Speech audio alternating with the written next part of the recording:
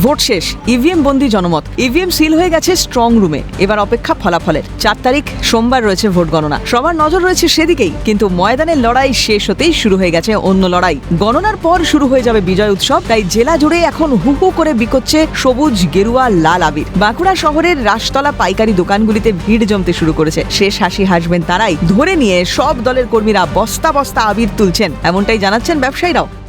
সবাই দুটোই করে নিয়ে যাচ্ছে, একটা অরেঞ্জ একটা সবুজ। কোথায় কি হবে বলতে পারবো না।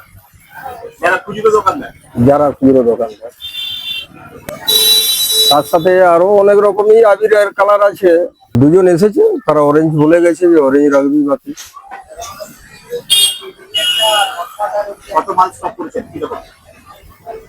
আছে, দুটোই আছে আমার কাছে, সবুজও আছে অরেঞ্জও আছে, সব 100 বস্তার উপরে আছে। না না, এখন নরমাল আছে।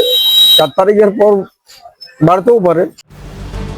পাইকারি ব্যবসায়ীর কথায় এবার আবিরের চাহিদা বেশ ভালো। আপাতত গেরুয়া 700 ও সবুজ আবির 400 বস্তা এনেছিলেন। তবে গেরুয়া আবিরের চাহিদাই সব থেকে বেশি বলে জানিয়েছেন তারা। মূলত এখনো গেরুয়া আবিরের চাহিদা বেশি রয়েছে, সাথে সাথে সবুজ আবিরও চলছে। গেরুয়ার ডিমান্ডটা একটু বেশি আছে। বাকি অন্যান্য লাল চলে না, লাল আবিরের কোনো কিছু নেই। লালটা রেখেছে হরিনামের জন্য চলছে, গ্রামে গ্রামে নিয়ে যাচ্ছে। এখন গেরুয়া সবুজই চলছে। গেরুয়া চলছে বেশ। আবিরের দাম বেড়েছে, আগে ছিল আমরা 350 টাকা, এখন 50 টাকা করে বেড়ে 400 টাকা হয়েছে এখন ইলেকশনের জন্য। রাজনৈতিক দলের কর্মীরা কি নিয়ে যাচ্ছে? হ্যাঁ, সবাই নিয়ে যাচ্ছে মোটামুটি। স্টক করছে, নিয়ে গিয়ে স্টক করছে। এখন অপেক্ষা 4 তারিখের। বঙ্গের আকাশে কোন আবির উড়বে সেটাই দেখার। স্বরূপ রায়ের রিপোর্ট, ক্যালকাটা নিউজ।